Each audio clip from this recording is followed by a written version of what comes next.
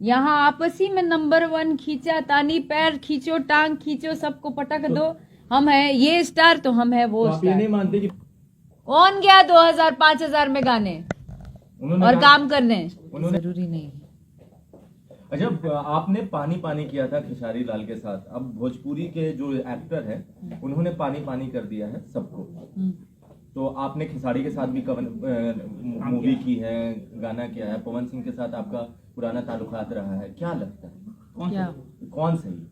क्योंकि दोनों को आप पर्सनली जानते हैं। मैं जज थोड़ी बैठी हूँ यहाँ पे कि कौन सही है कौन गलत है। मैं बहुत न्यायालय थोड़े हूँ कि मैं इस पे कुछ टिप्पणी करूंगी। कौन सही है कौन गलत है ये नहीं कहना चाहती, बस हाँ किसी भी कलाकार का इस तरीके का कहना जायज नहीं है। जो भी पहले के जो कलाकार थे उनमें इस तरह का कंट्रोवर्सी नहीं हो रहा था, लेकिन क्या कारण है कि अभी के जो कलाकार हैं उनमें लगातार कंट्रोवर्सी हो रहा है? हाँ, तो कंट्रोवर्सी हो रहा है तो उसके जिम्मेदार ये लोग खुद ही है ना। आपने कहा मैम कि अब जो स्टार है उनको स्टारडम पछता नहीं है।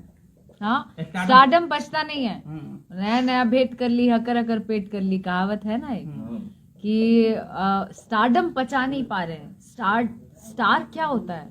स्टार ये नहीं होता है कि यार मैं एकदम भगवान हो गया, ऐसे बोलने से नहीं होता है। लोग जितने चौड़े में बोलते हैं ना पटर पटर, नहीं अच्छा, सॉरी। क्या ये चीज मानती हैं स्टारडम पचाना सीखना है तो बड़े बड़े स्टारों से सीखिए, उसके बाद जाके अपने आप को स्टार बोलिएगा। अक्षरा जी क्या ये मानती है कि पवन सिंह ने जो लकीर खींची उसी पे सब लोग काम कर रहे हैं? क्योंकि उन्होंने कहा ना कि हमने जो लकीर खींच दी सब उसी पे रहेंगे। तो भरत शर्मा जी क्या कर रहे थे? स्वर कोकिला शारदा जी क्या कर रही थी? सचिन जी, कुणाल जी, ये लोग क्या कर रहे थे? उसके बाद के आने वाले रवि किशन जी, मनोज तिवारी जी, ये लोग क्या कर रहे थे? सब ओल छिल रहा था अगर यही लकीर खींच दिए तब। उन्होंने कहा कि 2 से 5, 2000, 4000, 5000 रुपए के लिए सब दूसरे भाषा में जाके करते हैं, हमने सबको यहाँ लाया 2000-5000 में। हाँ, उन्होंने कहा ना। आपने कौन गया 2000-5000 में? लेके आइए सामने, आप लोगों से ज्यादा सम्मान दिलाती हूँ बाहर भोजपुरी को। कौन गया 2000-5000 में गाने और काम करने? कहा कि इन लोगों का क्या था, पहली बार हिंदी को कौन लेकर आया भोजपुरी में? कौन हिंदी को ला दिए तो बहुत बड़ा एहसान कर दिए भोजपुरी के लिए।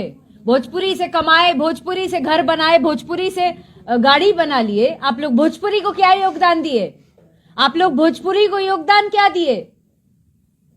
सब चीज भोजपुरी से हड़प लिए, देना कुछ नहीं है।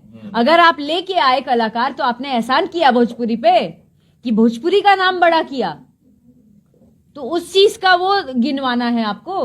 बजा भी तो भोजपुरी की रहे हैं, बजा भी तो भोजपुरी की। कौन से प्रोड्यूसर्स ऐसे हैं मुझे बता दीजिए, 1-2 प्रोड्यूसर का जो कमा के बैठ चुके हैं, सिनेमा हॉल से दर्शक भाग चुके हैं। आप दर्शक लेके आइए ना, बड़ी बड़ी बातें करते हैं, लकीर खींच दिया हो, गाना मिलियन में चल गया तो ये हो गया।